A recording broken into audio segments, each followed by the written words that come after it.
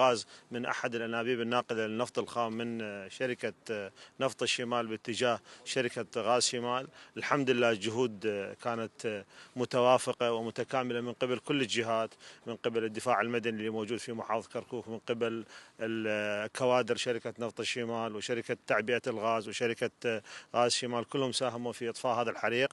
الحمد لله لا توجد أي خسائر بشرية، الخسائر كانت مادية طفيفة ونوعا ما تم السيطرة على الحريق. العمل جاري الآن على إعادة تشغيل الخط مرة أخرى لاستمرار ضمان مرور الغاز من شركتنا باتجاه شركة غاز شمال.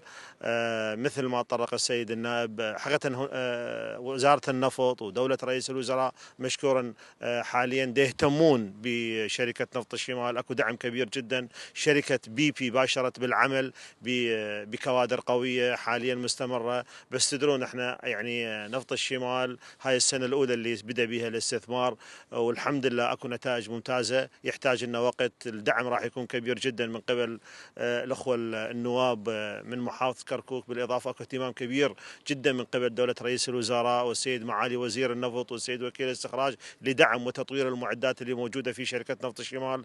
القادم راح يكون إن شاء الله أفضل.